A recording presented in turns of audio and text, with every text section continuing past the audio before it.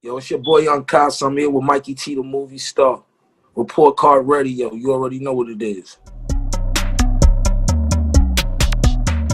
We are live on UNKASA, man. Dipset alumni here. I really appreciate you for giving me the opportunity to speak with you today. No problem. Happy New Year, Mikey. Happy New Year, man. It's a pleasure to have you on the channel. Can you tell me a little bit about growing up in New York? Is that where you grew up? Born and raised, Harlem, New York, man. I grew up in the 80s and 90s. The beginning of the crack era. I ain't gonna lie, I had a great childhood. You know what I'm saying? Minus growing up in the hood and shit like that, I had a great childhood. You know what I'm saying? I had a great childhood. I had a great mom's, great grandmother. You know what I'm saying? I had aunts, uncles, god brothers, cousins. I made sure I was good. You know what I'm saying? So New York wasn't all that bad. Way better than it was. It was way better then than it is now. So when did you find it in yourself that you wanted to start rapping? Unfortunately, my family, they had, I think they had got kicked out of their crib, and they moved in with me and my mom's. My mom's had a one-bedroom apartment at one time. My aunts and my cousins came and lived with us, and my god brother Matthew, he used to work for this spot called Kenny System. It was basically Parkins' assistant for Yankee Stadium for the Yankee games. He used to come home late, and every night he come home, he'd start beating on the chair and start writing his little rhymes. Sometimes I used to help him with his rhymes because he used to be asking me, yo, you got a word to rhyme with this? And every time he used to ask me a word to rhyme with it, I used to give him a rhyme. He said, you're going to be good at this one day. So we wound up moving out that apartment. And the only thing that was left in the apartment after the movers took all the furniture and stuff was my god brother's rap book. So I took the rap book and learned how to format music that way by stealing his notebook that he left. So that was my introduction to the rap music. You know, my moms used to go to Nobody Beats the Wiz all the time and go buy a bunch of records and tapes and shit. So the music was in the house. Like, the music was in the house 24/7. If I was asleep, I heard the music. If I was up, I heard the music. I just come from a musical background. You know what I'm saying? Everybody in my family just loves music, all types of music, from Caribbean to jazz to classic, hip hop, R&B. We love it all. So who were some of the artists that actually inspired you when you were younger? Definitely Michael Jackson, LL Cool J, Big Daddy Kane, Stetson Sonic. That was early on, but as I got older, Nas, Biggie, Pac, Busta Rhymes, Wu-Tang, Das Effects, Boot Camp Click, the whole Duck Down. You know, I grew up off that grimy 90s era hip hop. Onyx was definitely an influence. So I'm reading that you got your first record deal at the age of 19 within the span of 15 minutes. Is that like the quickest someone has ever gotten a record deal? From my knowledge, the only person I got signed by the same man in 15 minutes before me was R. Kelly. He signed R. Kelly in 15 minutes. So, yeah. Basically, I went to a studio session with my homeboy Ronnie Henson. Shout out to Ronnie Henson. He had a deal at Motown, and he was also a ghostwriter. So he was writing material for the New Groove Theory album. Shout out to Bryce Wilson. And they had changed singers because Mel LaRue had left the group, so was working with a new singer by the name of Makeda Davis. Shout out to Makeda. And they were just basically getting the body of work done for the New Groove Theory album. And I went to the studio, and they asked me to rap, and when I rapped, it kind of blew everybody's mind. And from that, I guess they went and told Barry Hankerson, and Barry Hankerson, he walked in the room. I didn't know who he was at the time, and he was like, who's the little nigga that out here can rap his ass off? And everybody pointed to me. So he's like, yo, you about to get on this record right here? I was like, nah, I'm just here at work, just, vibing out. He was like, nah, I want you to get on that record. So Bryce Wilson told me to get on the record. I probably wrote my verse in like 15 minutes, 20 minutes tops. Went in the booth, laid it down. Before he broke out, he told me he had a meeting to go to. So he said, I'll be back in an hour. When I come back, I want to hear what you did. He came back in exactly an hour. He ain't even let the full track play. He played like probably 4 or 5 bars and cut it off. I thought he ain't like it. Next thing he said when he told the engineer to cut the music off, he was like, you the second person I sound in 15 minutes. And that made me, right off the top, who the first person you sound in 15 minutes? He was like, R. Kelly. What record label was this? Black Ground Atlantic. Black Ground Atlanta. Aaliyah was signed to them. Timberland. Missy. Can you tell me about when you first recorded with Cameron and actually how you two met for the first time? Met Cameron through a mutual friend, Luke Abrazi. Shout out to Luke Abrazi. Gumbo. Jokes up. We had a little crew called the Taliban that stood for taking a look in Black American neighborhoods. You know what I'm saying? Around the time where the Taliban was kind of not the thing to represent. You know what I'm saying? And that was just a place that everybody came to. Every hip hop artist, don't matter who it was, every street dude used to just pull up on 145th because that's where we used to hustle at, 145th and Broadway. We used to sell the mixtapes, the Cool G, the Iceberg, cell phones, anything we can basically get our hands on. That was our hustle spot. So I used to, around the time when Cam was doing the SDE thing, he used to come around a lot. You know what I'm saying? And one day he came, it was raining outside, and he came and sat in the van just smoking a few blunts. And I told him, I was like, yeah, I know you just signed my little bro Juelz Santana. He's like, yo, you know Santana? I was like, yeah. No, word, that's Lil Juju. And he was like, word. He said, you rap too? I was like, yeah, I rap. He was like, let me hear you. I spit like 100 bars for Cam. Blew his mind. That nigga told Luke, I like, you hot niggas, man. You hot in talent. And from that day on, he was like, yo, I want you to come fuck with this set. So before that meeting that day, what did you actually know about Cameron? Was there like hood rumor about him? Was there street, music momentum starting to build? I was always a fan of Cam from the Confessions of Fire album. You know what I'm saying? I used to see Cam in the hood. You know what I'm saying? Cam and him was a little older than me, but I used to see him in the hood. We like Harlem is real small. You know what I'm saying? Harlem stretched from about 155th to about 110th. You know what I'm saying? East to west. So, if you popular, Cam was an All-American, so he was popular playing ball. He was tearing niggas up back in the days, rhyming and shit when he was Killer Cam and Murder Mace, you know what I'm saying? Children of the Corn Day. So I always heard of him, but I really got acquainted with Cam like 99, 2000, something around there.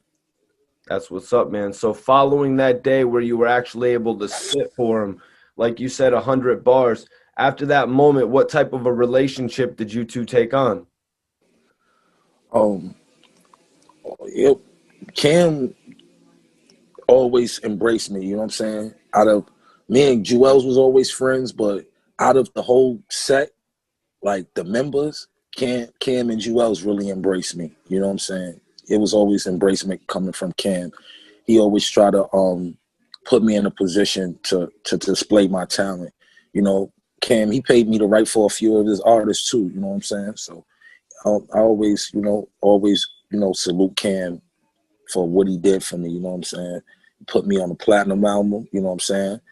He put me on a gold album. I can't complain about nothing, you know what I'm saying? I appreciate everything Cam did for me. I appreciate everything that Diplomats did for me, you know what I'm saying? Including everyone, you know what I'm saying? So Casa, can you tell me about heading out to Chicago and beginning to work with Lupe Fiasco? Yeah, me and Lupe met through Bryce Wilson again. I battled Lupe over a phone, over a speakerphone, and the battle got crazy intense over the phone. So he was like, yo, we're gonna come to New York in a few months. We're gonna continue this.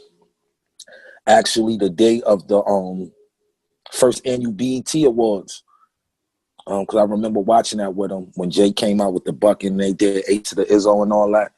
That's the day we battled. Me and Lupe battled for like 2 hours. I got real cool with him. You know what I'm saying? We stayed, acquainted. My deal at Black Round had fell through due to staff change and all that. It was either I can leave or be shelved or just wait till they want to work with me. So I left, you know what I'm saying? I left with, a lump sum of money. And, I was just on ice. So one day Bryce was like, yo, you need to go move out to Chicago with Lupe and them.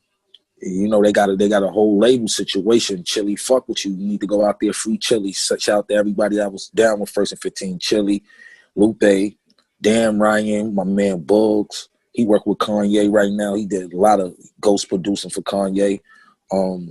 Prolific, Gemini, my boy Sport. Whole team out there. So around the time when I did move out there, I had just caught a gun charge. You know what I'm saying? I used to walk around with my pistol like it was a phone. And I was going headed to a baby shower with my boy Double Trouble, and the D's pulled us over. And I got locked up for a gun. I wound up doing 5 years probation for it. So I was going back and forth to Chicago. When I came back from Chicago, when I left Chicago to come to New York for my sentencing, the crib that I lived in Chicago had got raided. So one of the artists, Gemini Sport, they called me and told me, yo, everything you've seen, everything that was at the crib, gone. All your clothes, everything is gone. They, the feds came in. So that's what stopped me from going back to Chicago. So I wanted to ask you, man, what do you think about the way that the Chicago hip-hop scene has changed from, Common and Kanye West to Chief Keef and Little Durk, of course, rest in peace to King Von? Everything gotta evolve, man. Gotta evolve. You know what I'm saying? The music is like that because that's the upbringing they're around. They're around a bunch of violence. That's what they're gonna talk about. It's just like with anybody, Mikey T. If you're around a bunch of lacrosse players all day and you rap, you're gonna have some songs about lacrosse. If you're around drug dealers and gangbangers, this music is gonna be about that. If you're in the church, your music is gonna be about that. People don't understand your music is gonna reflect your environment. So whatever your environment is, that's mainly with the music. It's a lot of drilling going on. You know what that is in Chicago. So they making the theme music for that. Is it negative? I can't say it's negative. Is it positive? I can't say it's positive. It's just good music. You know what I'm saying? You know what I'm saying? I wish they would, I don't want nobody to be censored or nothing and people, speak their reality. You know what I'm saying? But there's a lot of dope artists. I respect the drill scene. I got a lot of ties out in Chicago. I love Chicago. Chicago's like a second home to me. And just for the record, I have never played lacrosse for everybody watching. But yeah, man, that's definitely good perspective, man. It's just crazy to see what happened to King Von. Obviously, the whole internet was taken back by that. That shit fucked me up. I'm sure you might touch on it on your series on your YouTube channel in the future. Yeah, I'm definitely. It's gonna be a violence and hip hop episode coming up real soon. That's gonna be the next episode and shit. I'm gonna get real deep and and try to drop some gems on the younger guys out there that look up to guys like me and other rappers and stuff like that. Try to put their mind in a different perspective, give them a different perspective so they can kind of understand where they from and where they headed. You know what I'm saying? Just try to give them a different perspective. That's what UNKASA True Hip Hop Stories is about. It's just telling, the good, the bad, and the ugly of the music business. You know what I'm saying? Because a lot of people think this shit is peaches and cream, and it's far from that. Well, I'm going to attach a link to UNKASA's YouTube channel. It's definitely going out there crazy right now. UNKASA True Hip Hop Stories is definitely going off, man. I got to applaud you on that. So everyone watching, look in the description, and y'all can tap in with UNKASA's channel. But so from there, man. So when you were in Chicago, when did you get that call from Cameron to actually come back to New York, or was that what it was? Now, this is what happened. Before I moved to Chicago, I did the Diplomat intro. I was in the studio session. They was recording the Diplomat album. I remember I was in a booth and, you know, Dame walked in and, you know, a couple of the pop and hip hop artists. So I was kind of nervous, you know what I'm saying? So I was fucking up my line. So Cam was like, yo, get the fuck out the booth and get your shit together. So me thinking he was flipping out when he wasn't really flipping. He just wanted me to go, you know, smoke, gather my thoughts, go get back in the booth, do my shit. I left. The next day I was on 145th. Cam pulled this truck up mad fast. Damn near hit me. Hopped out on me like, yo, get the fuck in the truck. Don't ever leave one of my sessions again. Fuck is wrong with you? I'm trying to get you popping, nigga. The fuck nigga, you can't take a little pressure? Hopped in the truck. It was just me, him, and Guru. He took me down to the studio, Baseline. I think it was either Baseline or Sony, one of the big studios at this time. And the way the intro and everything, that's exactly how this shit happened. Cam was like, yo, it better be fire. You know what I'm saying? And Cam was basically coaching me. He was like, yo, I want you to spit it like this. I want you gonna be, you know, I didn't even know Cam was gonna put the intro on it. I didn't know what it was gonna be. You know what I'm saying? I didn't think I was gonna make the cut because, you know, a lot of people that was around the set that rhyme didn't make the cut. You know, JR Ryder, he didn't make the cut of the first album and stuff like that. And that was kind of like it started like a little animosity between me and him, you know what I'm saying? But that's my brother, you know what I'm saying? And me and him just recently had a talk around, like, just before the quarantine. We had a long talk, and we was just kidding. He told me how much he looked up to me back then and how much I motivated him. He like, yo, if you never knew, you motivated me to, you know, do what I was doing. I was like, yo, I appreciate that. And I did that, like I said, I did that before I left. I'm in Chicago in the basement. I go get some Swisher Sweets and a Double XL magazine with Dr. Dre, Eminem, and 50 Cent on the cover. And they just had a discography of all the albums that was coming out, who was on them, who produced it and all that. And that's how I found out I was on a Diplomat intro. It said Diplomat intro done by UNKASA. And that shit blew. Like, I almost jumped through the fucking roof. Like, I didn't even know. Like, and I think Lupe kind of felt some way about that because, you know, once I came back to New York and they heard the Diplomat album, they was like, yo, he down, he fucking with us, how he was fucking with them. It wasn't like that. I had laid the groundwork for the Diplomat shit before I even moved to Chicago. Because in the midst of that, I was still doing the Purple City mixtapes with Shice, you know what I'm saying, the Reloaded, the Matrix mixtapes and shit. So I was already, you know, in the mix with Dipset, but I was always doing my own thing. So that's how I got really introduced to Chicago. So right on the intro, you know, on the Diplomat's intro track, you say, man, today I signed to Dipset. Could you break that down for me when you officially signed with Dipset? What was that like, man? I never signed to Dipset. I never signed a contract with Dipset. It was supposed to go through the just fuck shit.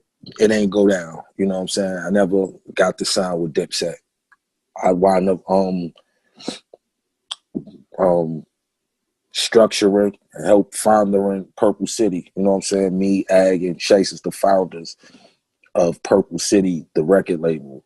Purple City was already in the play with Chase with his street shit, but Purple City, the record label, was me, Aguilar, and Chase Bub. So we had laid the groundwork with that. We went and got our own deal. Right, and we're going to tap in on that in just a second. So I want to talk about the Diplomatic Immunity album, the intro to the album with Cameron. The record was actually produced by none other than Kanye West, man. Can you tell me a little bit about that record? Yeah, like I said, and the beat that y'all heard on the Diplomat album is really not the original beat that he did. He had to redo the beat because of the sample clearance. So Kanye was always around Rockefeller, you know what I'm saying, for a minute. And, you know, people used to laugh at him, call him a nerd, used to think he was weird and shit. And niggas like Cam and me and others fucked with Kanye because he had dope beats, and I knew he rhymed. Like I knew Kanye from back in the days when I was running with All Out. I was running with two guys, but that was that had a group called the Teamsters. Shout out to D Gritty and P Bugsy, and they were signed to Mace. So I used to run, you know, that was my crew from the streets and shit, my niggas I went to school with. So when they got a deal, they pulled me in. So, you know, Kanye was around Ghost producing for like D-Dot Angeletti back then. You know, he did the You Made Me beat on the Harlem World album. So I've been fucking with Kanye for a minute. You know what I'm saying? Last time I seen Kanye was probably 10 years ago, maybe longer than that, probably like 06. I was living in Syracuse with my man Taj Mahal, and Kanye was doing a concert out there, and he was at the Spaghetti Warehouse restaurant, and I pulled up on one of my guys, off duty, white kid, white producer. Shout out to G Off Duty from Syracuse, New York. He was like, yo, my girl works at the Spaghetti Warehouse. She said, Kanye over there. You said, you know Kanye, right? So it was really like trying to see if I was stunting. So when I went up there, I walked up to the table, Kanye went crazy. You know what I'm saying? It was like, yo, here's my dog. You know what I'm saying? It was just like a validation that I really know him and shit like that. But Kanye always been cool. I think I brung in like the 2000, it was either 2002 or 2003 New Year's with Kanye in Chicago. He was actually DJing for his homegirl, Deandra, on the south side of Chicago. And my homeboy, Bug, took me to the house party for the New Year. So I brought in the New Year with Kanye before and all that. This was right around the time when he just got the Rockefeller chain and shit. You know what I'm saying? He was so proud of that moment. You know what I'm saying? He was holding the shit up in the party. You know what I'm saying? He was just like, Kanye, a good person, man. You know, a lot of people don't understand Kanye. Kanye, you know, really was going through his mental breakdown after his mom's. And, you know, I have close family members and friends that lost their moms, and you don't be the same. You know what I'm saying? You really don't understand until you lose your moms. You ain't gonna understand what he went through mentally. You know what I'm saying? Being rich, losing your moms, you know, people doubting you, getting older, having kids, status change, music change. You know, people don't really understand what we go through as artists to stay hot. They don't really know what it is. Me, I stay relevant through doing music, acting, fashion. You know what I'm saying? Because I always knew it would get to a point where I wouldn't be so hot in the music business, and I ain't want to just fade out in music. So when music wasn't working for me, I jumped into fashion. Like I got my own clothing line on right now, Cranberry and Vodka. This is the little Calvin and Hobbes collection. You know what I'm saying? So, you know, I basically, take cartoons and, you know, music and stuff that inspired me as a young guy coming up, and I just put it in my clothing. You know what I'm saying? That's what Cranberry and Vodka is really the definition of, from taking something hard and taking something that's American, all American, like Mickey Mouse. Like my first piece was a hoodie called the Mick Papa hoodie, which I took Mickey Mouse and Biggie and I combined them, and I call it Mick Papa. Got the Cool G to Jesus piece on. So it was just basically merging good old all American stuff like Mickey Mouse, and some is, you know, uncut raw as Biggie, and putting it together. So, you know, I've been up and running for about since 2015, February 5th, 2015. Major. So I got a good six years in this shit. You know what I'm saying? And you know, I got the web series, The Brooklyn Way, which I star in. Shout out to Got Murder and the whole cast over there. You know what I'm saying? I'm just working, man. I'm a father now, so a lot of things is totally different from the UNKASA that y'all seen on the Smack DVDs and the Diplomat. I'm older. I'm 41 now, so I'm definitely more seasoned. I just dropped a new project, Vanilla Sky 3. Go get that. You can cop it from me through my Cash App, or you can go to Tidal and or Apple Music and all the streaming platforms and stream it. But if you want to support me, you can buy it straight through my Cash App, which is $XORIBEAR Zoribet, which is my daughter's pet name. The EP is $20 if you want to copy. Like I said, if that's just to support me. If you don't, you can go stream it on all streaming platforms. But that's basically what I got going on right now. I got a Bear Oil coming out, Vanilla Sky collaboration with my cousin David. His mom's just passed. Shout out to my aunt Laura Ann. God bless her soul. My uncle Joe Lewis. They passed like 3 days apart. My uncle was killed in a hit and run in Atlanta. And my aunt, she was so heartbroken. Like, she just laid next to her son one night and just and passed away. You know what I'm saying? So I was all around just before the Thanksgiving and Christmas holiday came in. So I dedicated and named tracks from the EP. Like the intro track is called Joe Lewis, which is my uncle, and the last track on the EP is called Laura Ann, which is my aunt Ann. So I kind of put it in the structure of how it happened. Like, he passed and then she passed. So he began the tape and she ended the tape. So that was like a little secret concept within the little project. I'm gonna drop again in March. You know what I'm saying?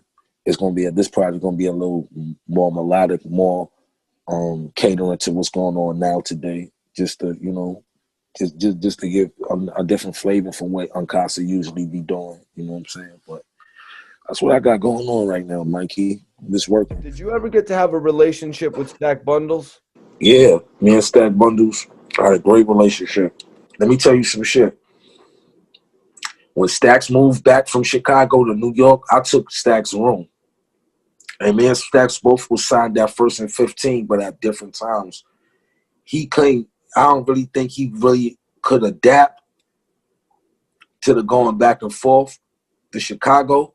The only reason I ain't go back to Chicago is because shit got raided and I had a gun charge. You know what I'm saying? They was willing to pay for my lawyers and all that. Like, I ain't never want for nothing when I was with First and 15. And me and Stacks, we met on the streets. First time I met Stack Bundles, I met Stacks on 145th in front of BJ Sneaker Store. And he was asking me about who had Purple Haze weed. I think he wanted like 4 ounces of weed, 4 or 5 ounces of weed. And at that time, I called one of my peoples to get him some bud. You know what I'm saying? That's how I met Stack. And then he was like, yo, Lupe was telling me about you. You spit that shit and all that. I was like, nah, you hard and all that. You know what I'm saying? We had a great respect for each other. Stacks, I probably recorded one of the last songs with Stacks. Like that next week, Stacks was dead. He had came to the studio and he played some music. Shice paid him for a feature and we was just chopping it up. And he was just like telling us what he was going through and shit. And we was just like, yo, you gotta get the fuck out of here. And he was like, yo, that's why I'm telling Capo, I gotta get out of here. I need some real bread. You know what I'm saying? At that time, he just wanted to get the fuck out of here. You know what I'm saying? He had played that song. It was an airy-ass track that he played. I think it's called I'm Good. He was just talking about his hood and shit. It was airy because that next week he was dead. Shice called me.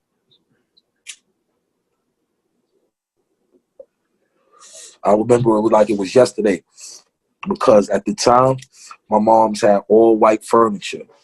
I came to the crib. I rolled up a blunt. I was just about to watch In Too Deep. It was on like Showtime or Cinemax or something like that. It was like 4 a.m. Shice called me. I muted the TV. And I sat like on the edge of the couch. He was like, yo, what you doing? And I was like, yo, I'm about to roll up, watch a movie and all that. He was like, you rolled up? I was like, yeah. He said, yo, take 3 pulls, because, you know, Shice, he a funny nigga. You know, me and Shice, we ain't speaking right now, but that's always going to be my big bro. I love that nigga to death. But he was like, yo, tell me, he said, light it up and tell me when you take 3 pulls. So I lit the blunt up. So I was like, he said, you took 3 pulls? I was like, yeah. He said, take another 3 pulls. I was like, yo, Shice, what you on, man? It's 4 in the morning. He was like, yo, man, niggas kill stack bundles tonight, just like that. And I was like, yo, get the fuck out of here. I'm like, what? He's like, yeah, stack bundles laying right in this project stairwell right now. I'm like, what the fuck happened? He was like, yo, I don't know. I just hung up. We talked for like 45 minutes and I hung up the phone. Stacks was a hell of a good nigga, man. I can remember that last studio session like it was yesterday. We was at my man Dan the Man studio, Pro Studios and shit, downtown on 30th Street. And Stack came and fucked with us, you know what I'm saying, did the little feature and shit and chopped it up. You know what I'm saying? Rest in peace, Stack Bundles. Those my peoples. Chinks, God bless his soul. So, yo, UNKASA, man, I want to ask you about linking up with Shice Bubs in Purple City. Could you break that down for me? Yeah. Shice was basically young dude in the hood coming up. He really, he's like the blueprint of, what the cannabis game is turning into now. But he's been doing it for 20 years before it was legal. And, you know what I'm saying? Street guy. I basically just wanted some good weed. And that's how we connected. You know what I'm saying? He when I met him, he was like, y'all always know about you. You know, niggas was always talking about this kid with glasses that rap. Like, I had a different name back then. Baby Gangster, the bookkeeper back then. Gangsta Lou had named me that for Mob Style, so that's the name I was going through. So I was, battling niggas, and I had my name in the hood for rapping for at least 30 years. You know what I'm saying? Young, 13, 14, 15, tearing niggas the fuck up. You know what I'm saying? So we already, he had a name for getting money, I had a name for rapping, hustling. And we connected like that at first through some weed shit. Then, like I said, Cam and Juelz, Juelz really got me connected to Shice. Because he used to be like, yo, that nigga got the fire buzz, go check that nigga. So once I met him, we had a conversation and, things led to successful mixtapes and albums and shit like that.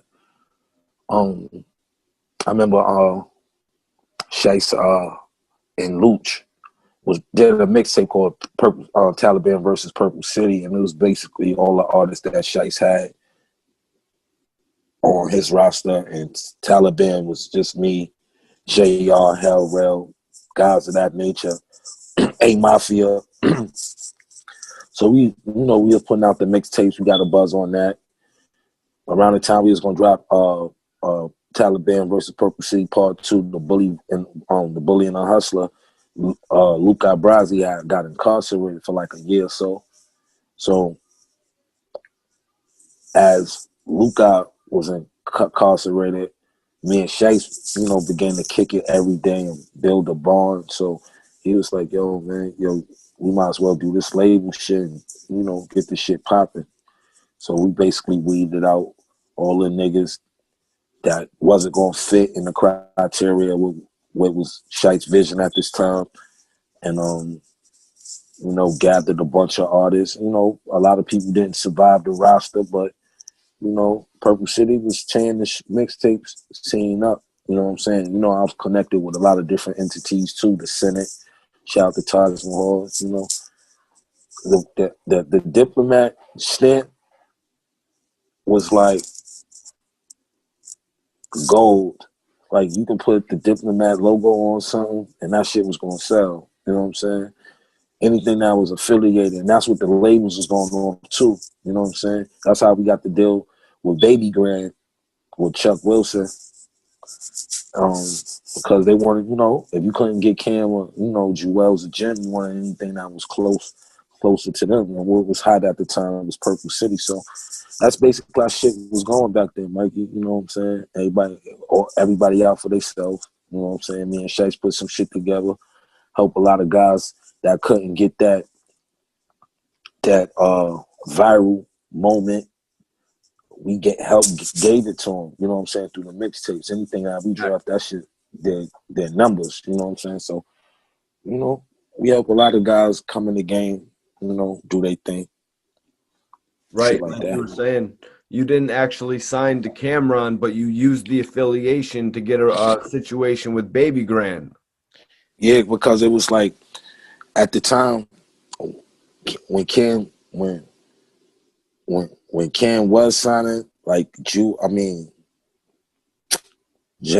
Hellrell and all them, me and Shice, we was like, yo, it's not enough food on this one plate for everybody to eat off. Because that's how we're gonna start bumping heads. Let's go get our own plate and build our own foundation so we don't really have to piggyback off the Dipset shit. You know what I'm saying? We are Dipset, we are family, but we our own entities. We Purple City. But you know, even when we got our deal, you know, a few niggas was mad and bitter that we got our own deal and was able to get leverage and do certain things. And niggas hated on it and shit like that. But, you know, that's how the game go, man. That's how the game go. This is a dog-eat-dog world, man. And if you ain't mentally prepared for this shit, do not get in this rap shit because it ain't even about how nice you is or how many songs or how much jewelry, how many bitches you fucking or none of that.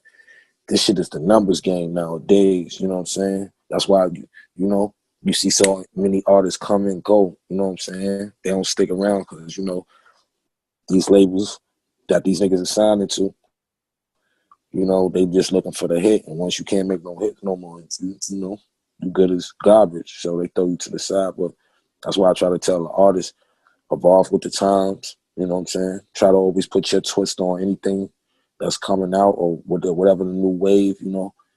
Everything is a wave, so, you know, evolve with the wave. Not saying to attach yourself or do things that other people are doing, but just kind of evolve into what the game is, you know what I'm saying?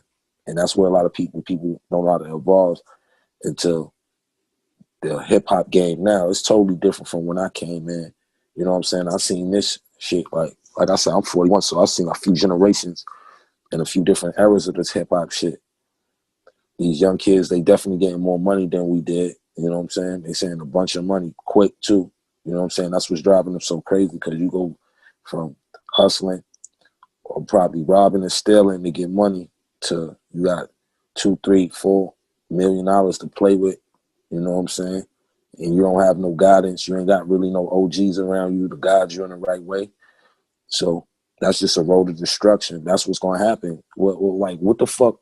This is what I tell a lot of people. What the fuck you going to expect for these young kids if there's no guidance around them and it's all this money?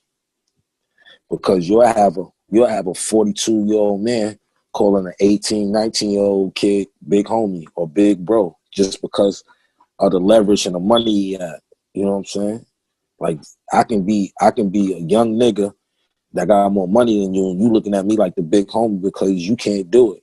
And it ain't supposed to be like that. We supposed to have OGs around these guys that's getting all this money to guide them in the right way and tell them and show them the mistakes they did so they don't have to do it. That's what I always do. I've ghostwritten for people. I have my own artists. The reason why they don't work, they don't want to listen.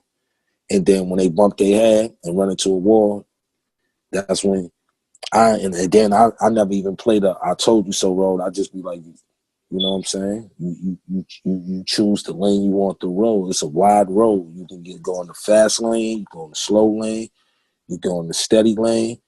A lot of people want to go in that fast lane and they crash. You know what I'm saying? Learn the business. People don't want to learn the business. Take time out to learn your business. Know where your streams is coming in, where you know where your revenue and your money's coming in, your lawyer management. I ain't never have really none of that type of shit that these guys had. I ain't really have the machine. So anything you ever seen me do is coming straight from the mud. Like, gotta go out, sell mixtapes, hit the block, sleep on niggas' floors, do all types of shit. You know what I'm saying? To get where I've gotten things that I've seen in this game. So even with the UNKASA True Hip Hop Stories, I always try to, enlighten, I try to enlighten the dope shit that I did, but I was trying to, enlighten the darkness too, you know what I'm saying? Because, it's no life and there's no light between positive and negative energy. You gotta have, if you have one, you gotta have the other. Just as much we want to be positivity, we gotta have negativity because it's a balance, and people don't understand that. You know what I'm saying? When we get some elders that can actually grab the hearts and the minds of these kids in the right way, I think you'll see a better outcome. Even in Chicago, if you just get some of the real OGs from Chicago, they get close to these guys enough for them to listen, I think we can change. It starts with us. We keep thinking the government and all that. The government ain't gonna help us out. None of these people gonna help us out. It starts with us, and that's been an answer forever. It starts with us. When we gonna put the racism down? When we gonna stop using race as a crutch or something that's been going on for years? You know what I'm saying? We all equal. You know what I'm saying? It don't matter if you're black or white. We all equal. We all is God's people. You know what I'm saying? Some is richer, some is faster, some are prettier, some, you know what I'm saying? Everybody is not going to be all equal in that way, but as human beings, we are all equal. And once people get a perspective and, a mind, they grasp their mind on that, I think the world will be a better place. Not even just the hip hop generation, the whole world as a whole. You just got to realize the perspectives is different. Change your mindset a little bit. I had an ill conversation with Chinks too before he died. I'm gonna tell you how I found out about Chinks. Last time I seen Chinks twice before he passed away. I seen Chinks at a Super Bowl party at Stage 28. He was with Bino, and he was just really frustrated with the game. And at the time, I didn't understand because he had "Fuck About Your Feelings." He had that shit all over the radio. They was going crazy. He was just like, he was kind of like in a funk, like, yo, everybody just praising French niggas. You know what I'm saying? Shit like that. He wasn't dissing French, but he was just feeling like he was at a point where he was feeling unappreciated. You know what I'm saying? So I was just like, yo, bro, if that shit ain't affecting your money, don't worry about that shit. Get to your bread. You one of the hottest niggas out. Don't worry about that other shit. That shit come with the game. I've been in it for a while. You know me. I know Chinks forever. He used to hang out with my dudes in Harlem. You know what I'm saying? The 49ers, the Teamsters that I was talking about earlier. Chinks been around this when he first came home from jail and all that. So, yeah, that's when he first hit me. I seen him. I seen him at the Super Bowl party. Then I seen him at this club called Silhouettes in a town I was out in Middletown living for a minute, and he did a walkthrough for the club, and I seen him tap me on my shoulder, gave me a hug. It's like, I love you, bro. Love you. We chopped it up, drunk some champagne, smoked some weed, and he broke out. He made sure he told me he loved me before he broke out, and that's the last time I seen Chinks alive. Now, we on a road in North Carolina. I'm with Juelz. We on the road. We doing a show. Me, Black Dawn, shout out to Black Dawn, and Fleet Guard. He incarcerated right now. Free Fleet Guard. We sitting in a diner. Like, everybody went back to the hotel. We went to like a diner or to like a Waffle House or some shit. And it was just a picture of a Paul shot the fuck up. I was like, damn, whoever got hit up, and that shit died, right? Like 6 minutes after that, I get a phone call. Juelz was like, yo, where y'all at? We like at the diner getting some food. I'm like, you want some? He was like, nah. He was like, yo, niggas killed Chinks. Niggas shot him up. I was like, oh shit, that's who Car that was? He was like, word, you seen that shit? I was like, yo, we ain't even know who the fuck Car that was. That's how I found out about Chinks. Word up.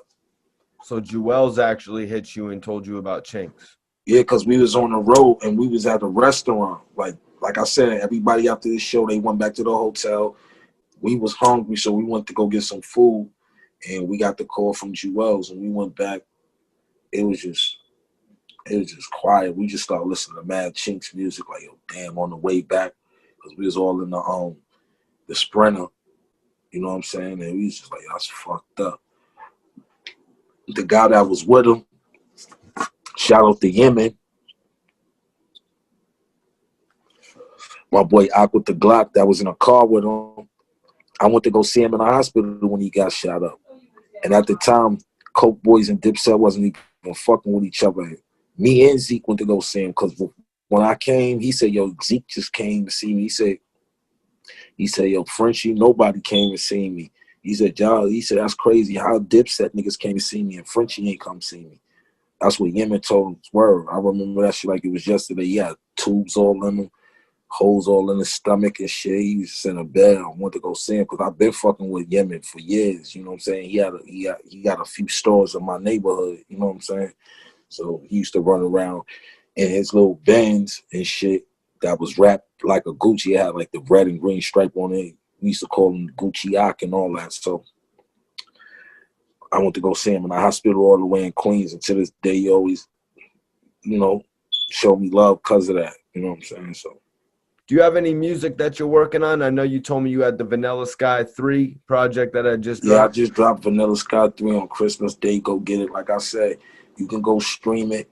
But if you proud to pay, you can buy it from me straight direct through my DM on Instagram. I am UNKASA. You can buy it straight from me through my Cash App, $XORIBEAR, Zori Bear, which is my daughter's pet name. And the digital copy with the front cover and the back cover comes with the package. It's also a $100 bundle. You can buy the digital copy with the merchandise, which is a Vanilla Sky commemorative hoodie of the release of the new project. So, like I said, you can go stream it on Apple Music and Spotify and Tidal.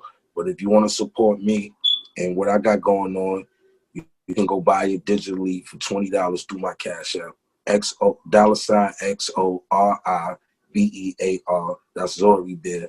And hit me at Cranberry and Vodka, KRANBERRYNVODKA. Cranberry and Vodka with a K.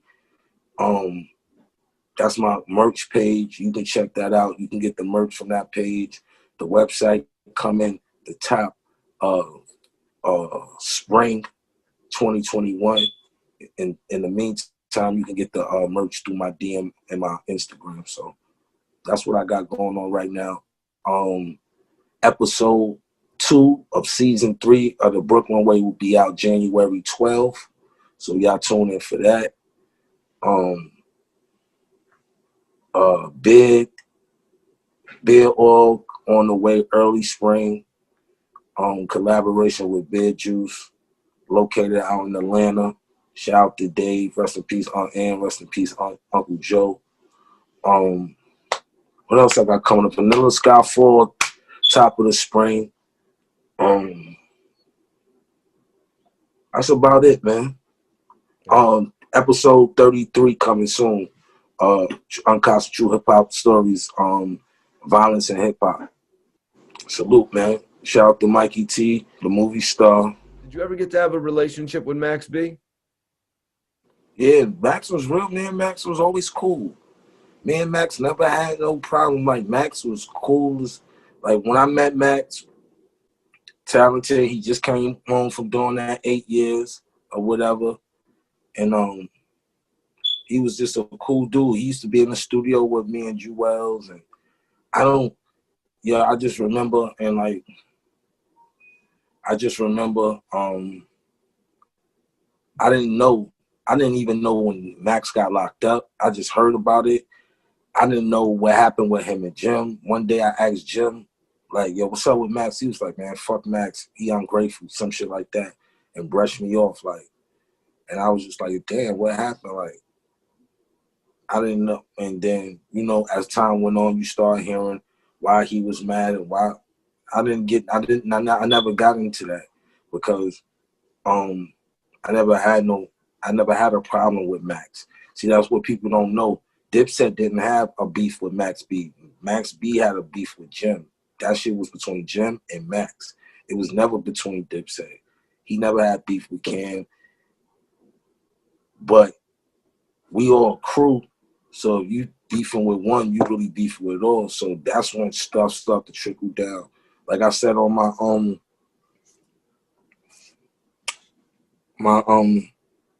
UNKASA True Hip Hop Stories, when all that shit was going down, the day the Skull Gang, 9/11, the day the Skull Gang, first Skull Gang mixtape drop, we was doing our run, was hitting all the local bootleggers with the tape, you know what I'm saying? All the local little hat spots and local whoever sold DVDs and joints. We was on 25th, we went to Cap USA.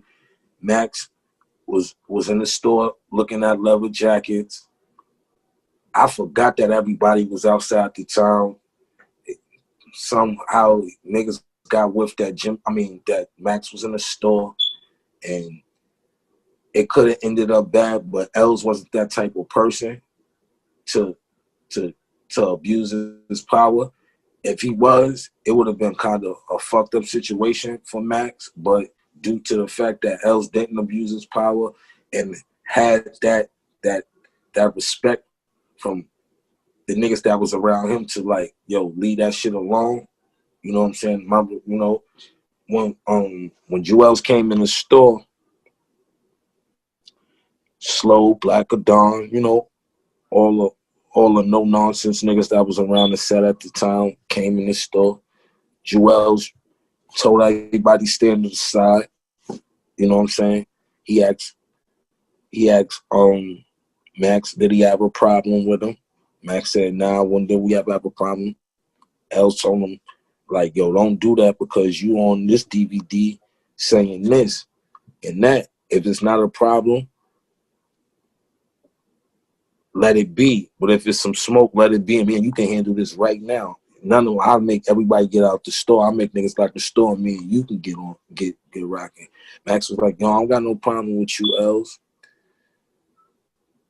We continue on with our business, giving out CDs, dropping off CDs. We went to Queens, the Coliseum after that. Everything was good with him and Els after that. You know, we had cameraman with it. Els got the footage of that day, the whole day, even when, you know, we ran into Max. Els never put that footage out. You can just tell by his character, like, that wasn't his demeanor. You know what I'm saying? That wasn't Els' demeanor to do that type of shit. You know what I'm saying? Anybody else probably would have put the footage out. Els probably got the tapes in storage somewhere. And them shit's probably missing, or whoever was the videographer at that time got that footage. But Els never put that footage out. Yeah, man, you were speaking on it a little bit earlier. Earlier in the interview, you said you had a relationship with Juelz Santana when he was young. What could you tell me about the album that never came out with Juelz and Lil Wayne, man? Did you ever get to see Juelz and Lil Wayne interact? I was there for every moment of that recording process of that album. This is how the album was recorded. Him and Els might have did a few songs together in the same studio. Pretty much that whole project was coming through emails. No lie. Els would do a song, he'd do a verse and a hook, send it to Wayne. No longer than 25 minutes to a half an hour, Wayne would have that shit sent back in the email. We'd listen to it, go crazy. Els would send his verse back. Another 35 minutes go past. Wayne then sent his verse back already. I'm talking about, yo, he did a song for Skull Gang on the day he went platinum. The day he found out he went platinum in a week, he sent 2 songs back for Skull Gang that never came out. The same day, we was like congratulating. He wasn't even hyped or none of that. He was just like, yo, keep working it up. Yeah, I sent that to the thing, B, right, black. Sent that shit to the joint. Check it out. Tell me what y'all like. That's how Wayne was. Like, that's how that recording process, that shit was like remarkable, because it was just like, it was getting to the point where we couldn't, once niggas was going, running to the email every 5 minutes, like, yo, did Wayne send the shit yet? Did Wayne send it? You know what I'm saying? So. Yeah, man, that's crazy. You know, I really think that was supposed to be Juelz's third album, I would say. Third album, right? Now it wasn't gonna be like the third album. It was just gonna be like a collaboration. You know what I'm saying? I think it should have been the third I album. think the reason that album ain't going, it wasn't because of the artist or Wayne or Els. I think it was just I don't think they could figure out the business of it. You know, what it was gonna be distributed through and stuff like that. You know what I'm saying? But they got a whole new album together now. I ain't hear none of it. I might have heard some snippets before Els went in, before he got incarcerated, but they got a whole new album that they supposed to put out together. So, UNKASA, let me ask you, what did you think when Jim Jones and French Montana put aside their issues? That was a good thing for hip hop. That was a good thing because so much money was lost because of that. Because of our beefs, we wasn't able to link and do music and work with people that we really wanted to work with. We fucked with G Unit. You know what I'm saying? Slow was really the gap, to bridge that gap between Queens and Harlem early '09. He was the reason, he was the guy. He's responsible for the Benz Bentley Beamer song. Yep, He's yep. responsible for that. He put Juelz and Banks together for the Beamer Benz and Bentley song. So, you know, and I had my own relationship from the late '90s with Fifth. You know what I'm saying? I remember when I used to go to Sony and shit with Bryce. You know, they used to have Fifth standing downstairs because, you know, Fifth was a hi-hat. Fifth would take plaques off the wall, break through. You know, Fifth was different. So they used to kind of leave him down in the lobby. He was like, yo, y'all going to see Tone and Pope. You telling niggas to be downstairs, you know. Fifth, that's his boo-boo days. This before he got signed to Dre. This is like right after he got shot. He was riding around in a bulletproof Jeep and shit like that. So, Casa, can you take me into first meeting 50 Cent then? Right there in the Sony building in the lobby, my man Bryce Wilson introduced me. He's like, yo, that's 50, this is UNKASA. And when he said, yo, I heard about you. I heard you nice. And I was like, yo, good looking. So like around that time I was buzzing in the streets. Then I started buzzing in the industry. You know what I'm saying? So that's how I met Fifth. I met Fifth in the lobby of Sony. You know, like I said, he was a high-head. He was gripped up, vest up, bulletproof truck. I think Gayo was with him at the time too, if I'm not mistaken. Looking at him there, I mean, gripped up, aggressive as hell, as we knew G Unit to be. Did you ever look at him to be a diamond selling recording artist? I knew it was a matter of time before he made it big. His whole energy, his persona was different. You know what I'm saying? His whole persona was different. I knew it was just, he was destined for greatness. It was just a matter of time before he got his foot in the door the way he needed to be. You can tell, like, it's just certain niggas that just got it. It's a thing in the industry called it. It's just certain niggas got it. You know what I'm saying? It's just a matter of time. You know what I'm saying? People don't understand. It's timing. 50 was been out doing shit with Onyx, doing shit with a whole bunch of people. Jam Master Jay, he had to blossom. You know what I'm saying? 50 probably wasn't ready the way he was once he got with Dre and M. You know what I'm saying? You got to develop. I know I had record deals. I listened to how I rap then and how I rap now, and I totally know I wasn't ready for the game, but they seen it in me. They, you know what I'm saying, whoever was signing me and giving me these deals and these checks, they seen it in me. You know what I'm saying? So, you know, like I said, I seen it in him early. I knew he was gonna be big. You know what I'm saying? Because he was a wild dude. You know what I'm saying? He was real aggressive back then. You know what I'm saying? I was in the studio tonight with Bryce. We was in Studio B in the Hit Factory when it was down on 54th Street or something like that, right across the street from Sony. And I seen Fifth like run out the building, like holding his hand, like after he got into that altercation. I remember that shit like it was yesterday. I was wild young too.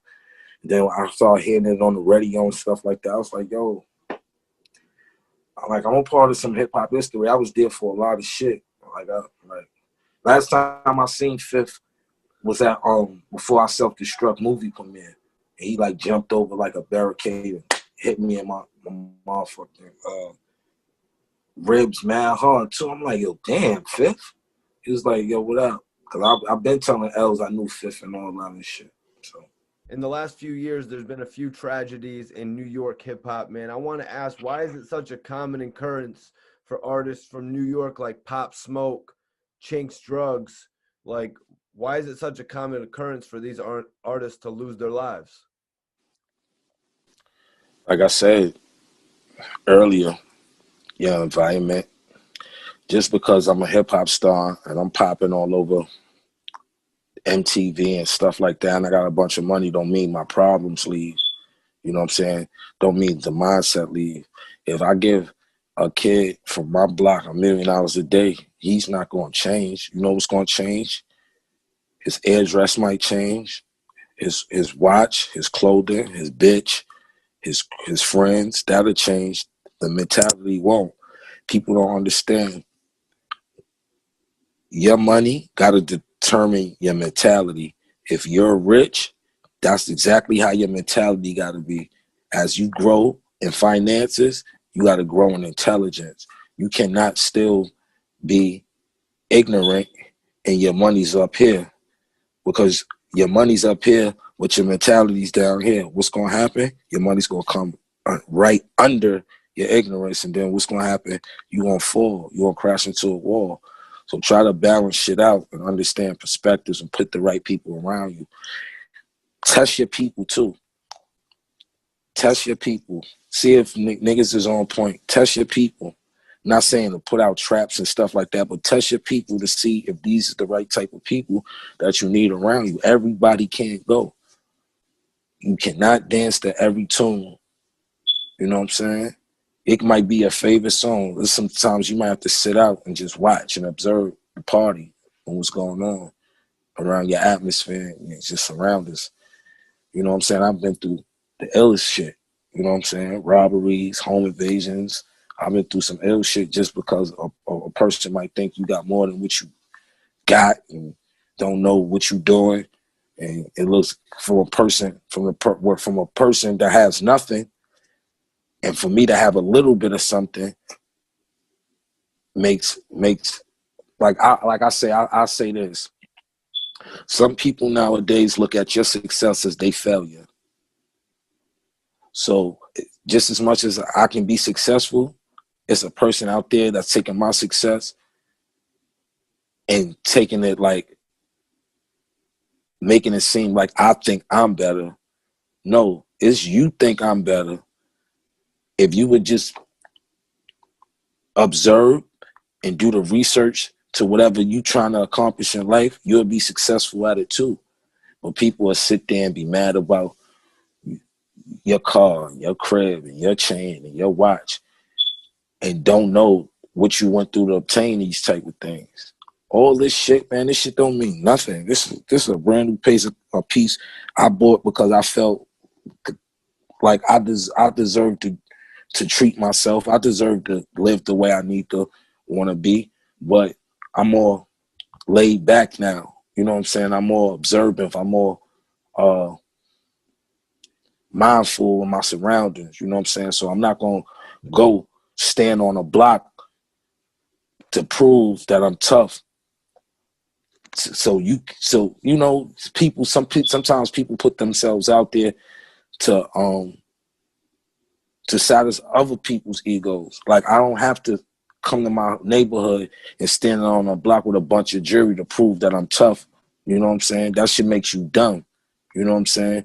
You're gonna put yourself out there with a $20,000-$30,000 chain with people that can't even buy Chinese food or a bag of weed. What you think gonna happen? If people will start to understand these things that's going on out here, these kids will be better off. It's like this. For instance, say you got wild animals. Say you got a field of wild animals, right? And you the feast. It's just like You walking down a neighborhood with a bunch of jewelry and money on, and you flaunting, right? To you, and that's just like you wearing a suit that's made of steak, and that's a bunch of wild animals. They're gonna attack you. You get what I'm saying? It's nature. It's mandatory. They're gonna attack you to survive.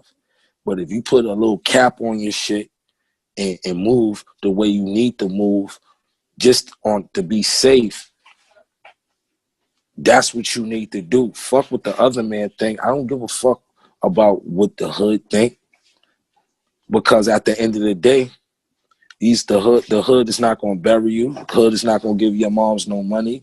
The hood is not gonna give your moms no money for the lawyer if you commit a crime or none of that. I've never had an entourage. You know what I'm saying? Because I know what type of energy that brings. For them to feel a certain way and of empowerment, I would have to actually get into an altercation so they can solve it. If I get into an altercation and I got a bunch of niggas around me, shit fall on me, because we might not always be in the winner's corner. We might be on the losing streak, and not only losing far as a fight or altercation. Somebody might lose their life. Somebody might go to prison for a long time. So me, I'm not gonna put myself in a situation to where I feel like I gotta go out with 30 people. You can ask some of the top promoters in the clubs when I was doing my club runs and my mixtape release parties. I would go show up to the club dolo. Nobody guards, all my jewelry off. It's a certain energy you give off. You know what I'm saying? But when you come in the club with 30, 40, you got guys that's from your hood. They go into the club to get in the altercation because that's the environments they're in. So I never mixed my business with my street shit. You know what I'm saying? I let my street niggas know, if you want to be around this music shit, this is what type of time you got to be on. You got to be on music time. We not on street time. If you want to be on street time, you stay on the block. I don't want to do that no more. And then when you feel like you don't want to do that no more, this is the place for you. But until then, go do you. You know what I'm saying? A lot of guys can't do that because once they get the money, they feel like they're in power, and they want people around them all day. The yes men, the people there, to stroke your egos, to make you feel like you that nigga, when the whole time you're not looking out for none of them. They just there for the champagne and pictures. And then when they go home to their girlfriends and you've been on tour with a nigga that's popping and you come home with nothing, your girl looking at you crazy. What the fuck you been doing on the road? You been going 2-3 weeks. You ain't come here with a dime, but you with so-and-so, because these niggas got a fucked up perspective.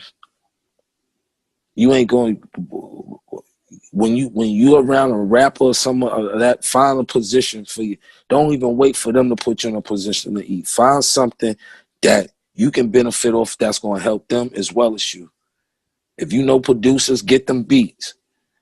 If you know party promoters, get them gigs. Bring some money to the table, so with or without him, you always got something that's going on. You know what I'm saying? And that's what I tell them. Make sure you're a asset, not a liability. A lot of niggas around you be liabilities, because as soon as something happens, you got to lawyer fees, bail, funeral homes, all type money to the family. I don't got no time for no shit like that. So I never put myself in a situation where I need no entourage. You know? So to my knowledge, your issues with Gully TV started over him not being able to make money with you anymore. Am I wrong? Nah. Mm-mm. I want to correct that too. Because it seemed like he had hit you like, why would I hit you up if we can't get money together no more? Right? Nah, right. What happened was, he's basically saying like, yo, as long as we been cool, we ain't really make no big substantial amount of money together. Me, yo, relationships is can do more for me than money can ever do. Money, all I'm gonna do is spend that shit, invest that shit, and the money's gone. You know what I'm saying? I'm gonna use that money to make more. But If you can't take a relationship that I introduce you to and make no money off of it, that's not me. That's not you know what I'm saying? That's not my fault. You get what I'm saying? I don't look at friendships. I don't build my relationships off of how much money I made with you. I build my relationships off of people, how much I've learned from you. You know what I'm saying? The knowledge is the money to me. I've learned how to, if I learned something from you, I could go get that money. You know what I'm saying? So it really wasn't no issue about no sweatsuits or nothing like that. You know, I guess that was just, you know, how he was feeling. But at the end of the day, you know, I've never looked at Gully as a financial stepping stone. You know what I'm saying? Or look at him like, oh, I can get some crazy. Like, I've made money with Gully. You know what I'm saying? We've made money together, but it's just like, I'm just, a lot of the endeavors that I'm doing now, I wasn't even doing when I was fucking with Gully. Like, I ain't have cranberry and vodka. You know what I'm saying? I was just an artist. You know what I'm saying? I ain't have the endeavors in the businesses that I have now. I was just an artist running around. I had some street money, and that was it. You know what I'm saying? But as we grow up, but if that's the perception that he took, to each his own. You know what I'm saying? And not saying he was right or wrong, but you know, to me, friendship, relationships are as bigger than a dollar can ever be, because I might not can make no money with you, but I can bet you I can learn something from you to make some money. So you were saying you guys had linked initially in 2009. When did the problem start? Was it just recently, or was it? Me and Gully really never had a problem. Me and Gully had a fallout due to me trying to mediate another situation that he had. He had some back and forth words with the OBH guys and my homeboy Tone Trump from Philly. So I kind of basically was trying to mediate it, and wound up me and Gully start going to get into a back and forth over that, because he was basically telling me, like, don't tell him what type of content to post on his page. And he was right. You know what I'm saying? I stepped right out of that. Man, we had fell out. The next time I seen Gully after the fallout was Prodigy's funeral. I bumped into Gully. He was at Prodigy's funeral. He had the Mobb Deep shirt on and shit. Queensbridge shirt on, rather, Queensbridge housing t-shirt. And that's how, you know, we just chopped it up, smoked a blunt, chopped it up, took a pic. It wasn't really nothing. It was never no beef with Gully. Like Gully, after Gully left Miami, Gully never went back home. Gully stayed with my brother, Skibo Debo, for at least 2 months. At least. At his crib. He didn't leave. You know what I'm saying?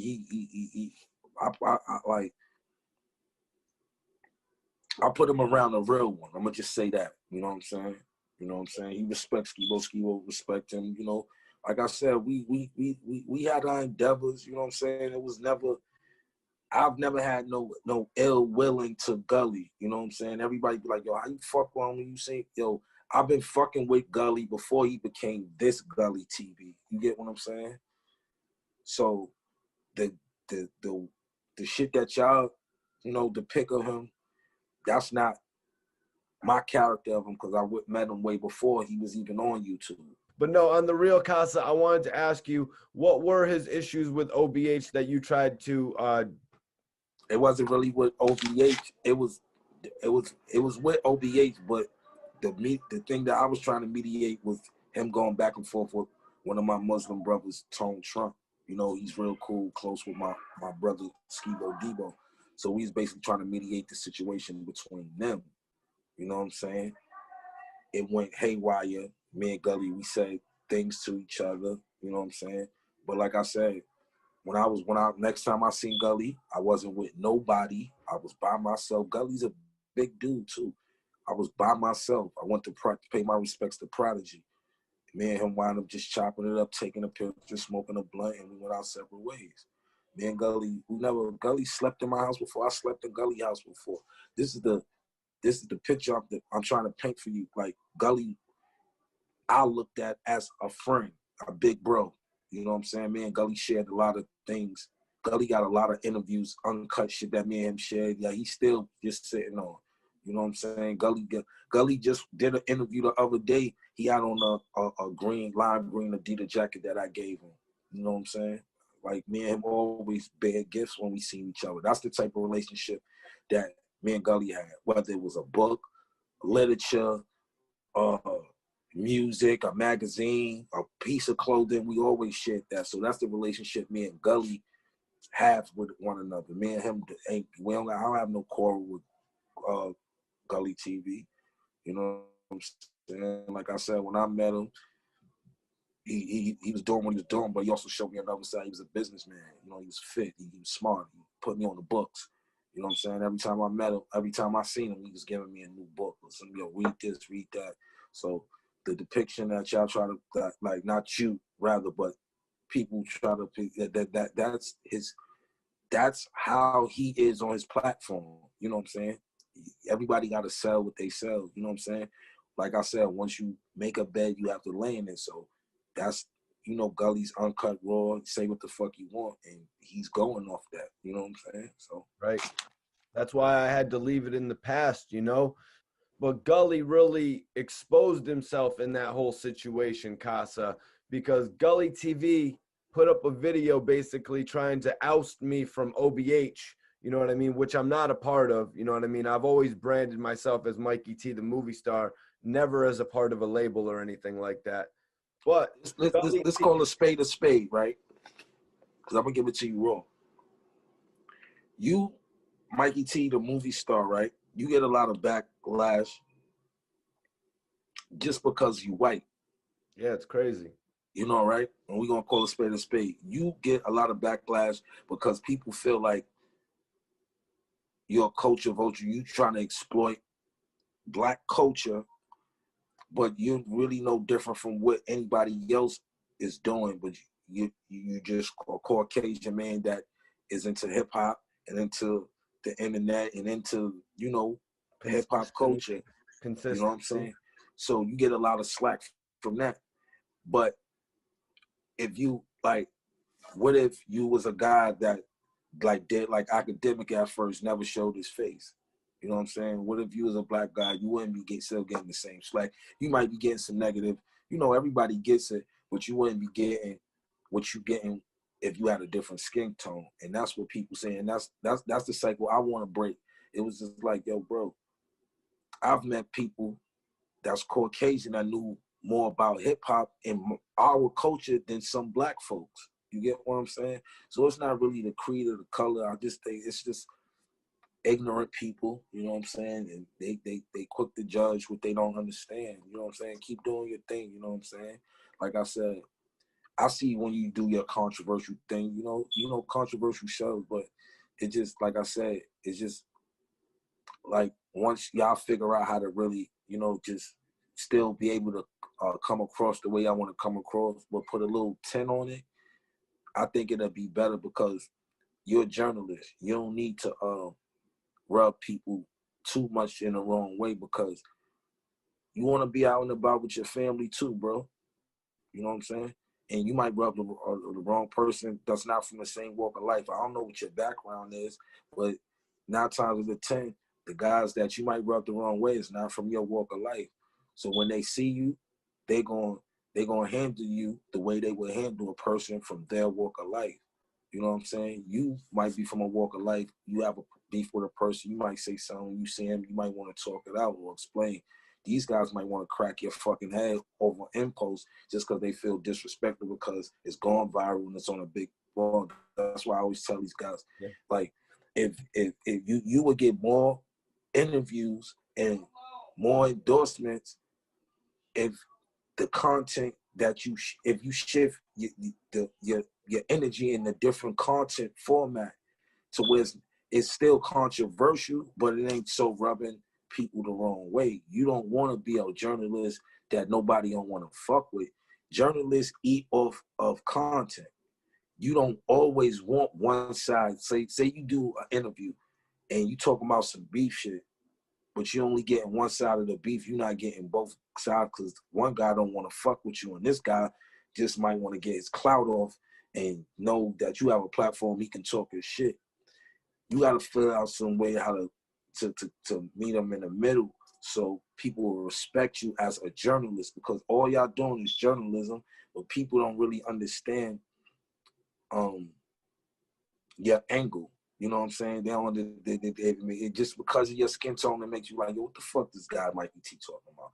I smack the shit out of him when I'm saying. That's what you give off. Yeah, But that's what Maserati Fox said. You know, just because I interviewed Bangum Smurf and Domination back in the day. yeah, because it's just like you gotta know what walls you gotta pick, because shit be deeper than music. Like y'all get it.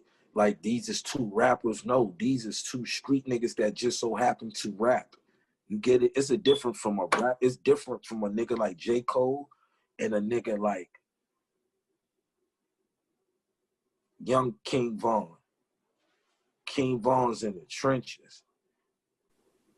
J. Cole ain't in no trenches. He might have came up hard and went through shit that you go through, normal teenager being fucked up broke. These new motherfuckers came up with killing, drilling, backdooring motherfuckers, doing all type of shit that could send them to jail forever. You get what I'm saying? And that's what the game is. And that's why I be like, yo, you know what? I learned from the Flip interview, because I went up there and, you know, some of my peoples took certain things that I said out of content. I ain't really say nothing that I feel that the public ain't know anyway. You know what I'm saying? I was just enlightening from my perspective. But then when you start touching on issues that's touching the other motherfuckers, it don't matter what you said about it. You said something. You get what I'm saying? And it might be, they might not feel like you're validated to speak on such issues. You know what I'm saying? So like I tell all journalists, try to, you know, choose your words and your stories you want to cover wisely, because it might not be hip hop shit. It might be hip hop artists and it's some real street shit. You get what I'm saying? Everybody's not going to end like Jeezy and Gucci, be able to somebody to be in that type of a beef and then do one of their songs together. Everything don't end like that. You know what I'm saying? It can end bad. So, Casa, I wanted to ask you, did you ever get the chance to meet Casanova?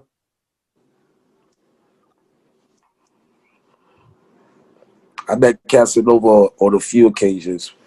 I met Casanova back in the days before he was Casanova, because Skull Gang, we was connected to Brooklyn cats, Queens cats, and they all ran in the same circle. So, but I introduced myself to Casanova at a Dave East party. I walked with someone and said, I fuck what you doing. That's what type of guy I am. You know what I'm saying? If I see something I like and you there, I'm not going to be a nigga that be like, yo, I'm not going to be bumping your shit in my house. And then when I see you, not say what's up to you. You get what I'm saying? I'm going to let you know I'm a fan of your shit. And that's, you know, he always came off cool. You know what I'm saying? I was there that night. He almost got popping with 6ix9ine at the Dipset concert. I was standing right there. He hold his own. You know what I'm saying? He hold his own. He was ready to get it popping. You wanted to go and bust 6ix9ine that night? It wasn't really with 6ix9ine. It was with the entourage. Okay. But yeah, he you know, he Casanova. He from a different cloth. I'm him. He's originally from the Bronx. They moved to Brooklyn because I got some people from the Bronx that told me that Casanova from out there. I don't know how true it is, but that's what I heard. What did you think about the situation with him that sort of popped up out of nowhere? It's the company you keep. Shit is not going to just change because you turn into a rapper. That shit that you do on the street still attached to you. When you get that rap check, you got to get the fuck away from shit that's going to incriminate you, because you're not that same. You bust your ass all your life to get a record deal, right? But then some shit from 15 years ago can get brought up and fuck everything that you worked for all your life. You got to weigh it out. Do I want to be the same street nigga, or do I want to be a nigga that's out here feeding their family. You know what I'm saying? Putting other people in position. See, the thing where a lot of people nowadays, and especially when I came in, people get in a position of power don't put other people in a position to win. You know what I'm saying? Still to this day, I see guys get money, and the first thing that they do is waving in people's face that don't got nothing anyway. So not only that they don't got nothing, they willing to take everything from you. And they should, because the way you're projecting yourself. You know what I'm saying? If you putting yourself out there in the way, don't be mad if somebody come book you or somebody come rob you because you bragging, you boasting, you doing this certain thing. Stand on that shit you talking. It's plenty of rappers that don't go through the shit Casanova 6ix9ine and none of the Dipset. There's plenty of rappers that don't go through none of that shit. You don't hear Kanye going through that shit. What you hear? Kanye ranting, bugging the fuck out, his wife. You don't hear Kanye getting into trouble with another rapper about some shit. And if he do say something about a rapper, niggas know Kanye just fucking crazy. He just say what the fuck he want. You know what I'm saying? On the other, like, it's the image that you portray. If you're a gangster rapper, prepare for gangster shit to happen at some point. There's no way you can be throwing up blood or throwing up crap. People in that temperament is not going to try you. It's inevitable. It's inevitable. It's going to happen because because the surroundings and the image that you're portraying. You get what I'm saying? Lil Dicky ain't going through the shit that Casanova's going through. They're in a whole different realm. You get what I'm saying? Exactly. I'm not giving people the energy to deface what I've worked, my legacy that I've worked for years. Before, let me tell you this, right? Before it was a Dipset, right? Before it was Purple City, any of that shit, I was always me. Before I got around Cam, I was always me. I remember Cam took me to Sony before, and everybody that he went to introduce me to in the office already knew me. I already been up in that office 4 or 5 times. Feet up, rolling weed, shit like that. Gun on me, chains on, ignorant young nigga shit. You know what I'm saying? I already been up in the building. So it's like, yo, damn, I'm trying to get you a deal. Everybody fucking know you. Who the fuck am I introducing you to? So I've been me before I got connected to anybody because this is what I wanted. I've never been into sports. Only thing I ever did was watch TV and listen to music. Smoke weed and get fly. Fuck bitches. That's it. That was my mentality. My mentality is totally different nowadays. You get what I'm saying? Like I said, I'm 41. I might look young because I didn't come from the era of you abusing wild drugs and shit like that. You know what I'm saying? I smoke weed. I rarely drink. You know what I'm saying? If I do drink a champagne or a margarita, I don't drink hard liquor like that. You know what I'm saying? So, man, I still smoke pounds of weed. Good shit. That's good to know because that's the only shit that I do. You know what I'm saying? I ain't gonna say I'm in no gym. I don't work out, none of that shit. I just take care of my body. The only thing I need to do now is just to drink more water, shit like that, pray more, stuff like that. Everything else is just it comes with the game. I was in Clubhouse like a week ago, and they had a discussion about all the violence that was taking place that week. Bootsy, Mo 3, Benny the Butcher, and stuff like that, right? Right. So I try to nowadays, as being a public figure, you kind of gotta watch what you say and how you say it. You know what I'm saying? So I'm nowadays I'm kind of mindful of what I say and how I say it. So when I do say something, I want you to, the way I said it, I want you to receive it in that way. You know what I'm saying? So somebody asked me, like, how you feel about the Benny Butcher? I said, yo, it's unfortunate because once we make it, we feel obligated to always be us. You know what I'm saying? It was like, it's just like, I'm from the dirt. I'm from Buffalo, New York. I bust my ass to get here, right? I'm looking at it from Benny's perspective, right? I bust my ass to get here. I should be able to wear my chain and my watch wherever I fucking want. I earned this shit. It's my trophy. You know what I'm saying? It's a code of respect. You know what I'm saying? But then you gotta look in the perspective like this. I'm just going to Walmart. What the fuck I even need all this shit on for? Just my face is enough recognition if I'm tripping on being recognized. You know what I'm saying? Not saying that's the perspective that Benny was on, but it's just like, it's a time and a place for everything. I'm not going to go to a Walmart with a bunch of jewelry on. I'm not going to pull up in no, I'm going to pull up in something very discreet. If I'm a superstar, I'm trying to be as low as possible in Walmart and shit like that. You know what I'm saying? Because you're going to incite riots and just, your day will be, you know, you just trying to go in, get some underwear, some teas, maybe some food, and be low and get in and get out of there. I don't want no attention on me. You know what I'm saying? But that's why I say a lot of us that's getting this money now, we got to just put our minds in different perspective and know what type of surroundings I am.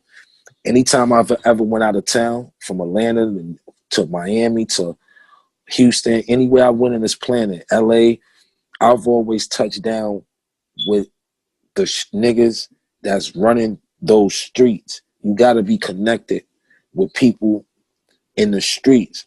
Not saying to be a pussy or be a punk or you got to check in, because that's the perception. A lot of people, oh, I'm not checking in with nobody. It's not about checking in. It's about connecting with people to make sure you're safe. You know what I'm saying? It's some guys that use that checking in stuff for friendly extortion, but it's also guys that just want you to check them when you in a backyard, like you should. I don't want to be caught naked. I want to be as comfortable as possible when I'm in foreign territory. You know what I'm saying? Foreign territory to me is where you're not from. So as hip-hop artists, we got to learn how to conduct ourselves in these environments. Sometimes we got to keep the jury in a bag and just, you know what I'm saying, just be plain Jane for a day. You know what I'm saying? It ain't, and sometimes it's not cause for the theatrics. You know what I'm saying? If you just going to get something to eat or going to get something from Walmart, that's what you'll tend to be. But to each his own. Like I said, I don't want nobody to take this some way, because he deserved to wear what the fuck he want to wear. You know what I'm saying? But like I said, we just got to be mindful in the surroundings that we are, and we got to learn how to start conducting ourselves in certain ways, just for survival tactics. You know what I'm saying? Ain't always got to be on defense. You know what I'm saying? And major salute to Benny the Butcher. Keep on pushing. Dope message. Shout out to the whole Griselda, Benny, Conway, West Side. Yep. I love them dudes, because I know they struggle. I've definitely been out on them streets and in them traps of Buffalo, and I know they, like, Buffalo got to be probably one of the most poverty-stricken cities in America. You know what I'm saying? And I definitely understand their pain and their background and where they from. So, like, salute to Benny and get well, bro. You know what I'm saying? Live your life the way you fucking want. You know what I'm saying? You deserve every fucking thing you got. But just be a little bit mindful of the vultures and the animals that's out there that's just waiting to attack us just for being us. You know what I'm saying? Some people is not even happy with themselves. You know what I'm saying? And they miserable people. So they don't want to see you happy or enjoy yourself or reap the fruits of your labor. You know what I'm saying? So just be mindful that there's assholes out here. Just kind of conduct yourself in different ways. Getting too much money, just still think like a ghetto nigga. Sorry for my phrase, but they'll understand it when they hear this shit. I just want to ask you about Bobby Shmurda and Rowdy Rebel facing like such harsh realities. You know, Dipset was obviously just as big or obviously bigger of a group than GS9. Like, how did you guys avoid all of these associations? Once niggas got record deals, niggas hung that street shit up. You know what I'm saying? We had street dudes around us, but for as us getting our hands dirty and doing some shit that's gonna send us away forever, we wasn't doing that shit. Like I said, niggas is on defense just because of who we are. We ain't looking for no trouble. You crack your fucking head, you get out of line. Anybody that's from the street, that's the mentality. But I always tell the guys, like, you might not happen overnight, but you got to gradually change your life once you start getting this rap money. You know what I'm saying? And that's how we basically stayed the fuck. You know, Dipset is infamous and connected to a lot of negative shit too, as the media would say. But for the most part, it could have been a lot worse if we still had those mentalities that we were still street niggas. Once we signed them record deals and shit, we wasn't street niggas. We was recording artists. We was investments to the record labels and stuff like that. So that's how you got to think. You know what I'm saying? I know everybody's independent now, but back then, you know, the record labels, they was responsible for you. You know what I'm saying? They was the ones that's putting up the big bonds and so it was depending on how much you was worth, how much of an asset you was. If you was a liability and you was getting a bunch of shit, they was definitely cutting you loose like this. Get that nigga the fuck out of here. He ain't selling no records anyway. Get him out of here. He costing us too much money. But if you're a nigga that's doing 10, 20 million and all that crazy, stupid numbers and all that, they'll put up their deal with you because they know you're an asset. They know you can bring money to them. You know what I'm saying? They're going to protect their investment. That's just with any smart businessman. You know what I'm saying? Shout out to Rebel. Welcome home, man. You can see that he still need adjusting. You know what I'm saying?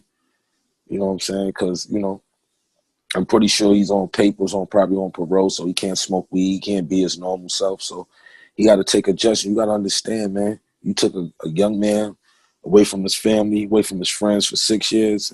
Right. Lock him away. He do his time, and you just put him back into society. What you think shit is going to be still the same.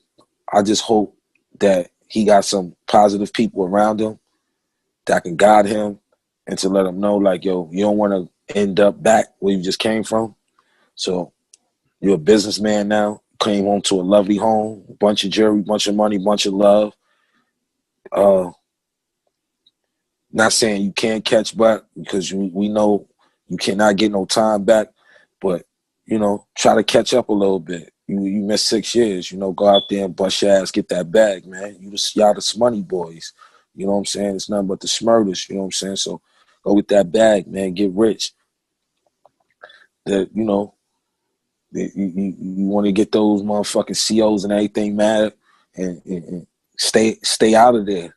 You know what I'm saying? They happy when you into there. You want to keep them mad and keep them hating, stay out of jail. Keep being successful. Because that motherfucker still will be working that shitty-ass job and you going to be on the docking on the yacht in the middle of the Mediterranean Sea with a bunch of street niggas from Brooklyn and living the life you supposed to live. You know what I'm saying? There's a time and place for everything. I'm pretty sure that he educated himself while he was in it. You know what I'm saying? And like I said, he was a young kid. The kids was like 19, 20 years old. You know what I'm saying? 24, 25 years old. They coming home 30. They missed a lot of time. So, you know, of course they're going to go right back to what their environment, because that's what they, you know, that's all they know. You know what I'm saying? Because when you're doing that time, you can't wait to get back to the world. But when you come out, you're in the middle of pandemics. Things are a little different. Shit shut down. You can't be, you know, I see you got the little studio, in-house studio in the crib, got a beautiful home. Stay in the crib, man. You know what I'm saying? Once some girls, you know, get your selective one that you can trust like that to bring your crib, get you a little shorty. If you got a little shorty, you stay with your shorty, you know, stay with your family, stay with your brother. create that new smoney sound. You know what I'm saying? Get to the bag, man. It's unfortunate that we losing guys like Pop Smoke, King Bomb, Mo3 to street violence, and it's just because it's a lack of guidance in hip hop. That's what we missing. We missing OGs. There's a bunch of old ass kids out here. Motherfuckers is 40, 50 years old and they kids. And I'm talking about in the mentality. It's like motherfuckers is on their third and fourth childhood. You know what I'm saying? What comes with age is wisdom. If you're not getting wise as you get older, you just a grown ass little nigga. Just a grown ass little boy. You know what I'm saying? Like I said, I don't claim to be no fucking gangster. I ain't never been no gangster. I did gangster shit. Not no gangster though. I'm a realist. I'm not taking no shit from nobody. I'm not no sucker. I'm far from a gangster. I don't want to be no gangster. But gangster shit to me right now is just taking care of my daughter, taking care of my moms, my family, staying the fuck out the way, empowering my people. That's gangster shit. But, try to stay focused. Shout out to everybody that's going through it. This time shall pass. Stay prayed up. Keep the blessing blockers away from you. Keep all the negative energy away from you. Pray, stay prayed up. You know what I'm saying? Take vacations. You know what I'm saying? Even if you got to get tested for a virus or whatever, travel. Don't let this shit trap your mind. That's what I tell people. You know what I'm saying? Because we forget we still in a pandemic, and these days is going fast. Summer's gonna be right back around the corner, just because of the long recess that we took in 2020. It's right back around. So just in this first quarter, it just opened up. So get on your money, get this bag, bust these quarters, get $1 million a quarter. You know what I'm saying? By the end of the year, you be full M's up if you can get $1 million a quarter. Build strong mind teams. You know what I'm saying? Everybody ain't got to rap. Get some motherfuckers around you that know how to invent something. Invest in real estate. Calm down on the jewelry and the cars and the clothes. Go get you some land. You know what I'm saying? Try to get your record expunged because you can. Just do the research. You know what I'm saying? Try to clean up your act. Get your credit together. See, hip hop artists is not gonna tell you shit like that. So I ain't gonna get on here and do a bunch of gossiping with you. I'm gonna be me. You know what I'm saying? Anything you ask me about something, I'm gonna tell you. But I'm gonna just keep it funky because I've never been a clout chaser. You know what I'm saying? I ain't chasing no clout. I know once everybody see this and see the caption and all that, people's gonna go through it because they just gonna think of a bunch of negative shit.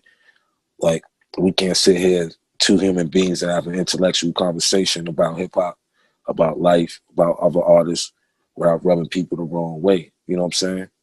So, like I said, well, a bunch of people is like, don't fuck with Mikey T, this, that, and the third, this, that, and man. Listen, y'all get up here and say what y'all want on Mikey T. I get up on here and say what I want with Mikey T. You know what I'm saying? We're going to get a good understanding of what type of person I am. You know what I'm saying? I'm not no clout chaser. I ain't here to downplay nobody, but you ask me something, I'm definitely going to answer to my best of my ability. I'll stay as politically correct as possible, but, a lot of people just get up on your platform and just jump out the window and then they blame you. Nah, you the media person, you the journalist. You know what I'm saying? You're supposed to ask these questions. It's up to me if I want to answer them or not. You know what I'm saying? But people that, they use this, to get their clout or whatever. But like I said, I'm enjoying this interview. You know what I'm saying?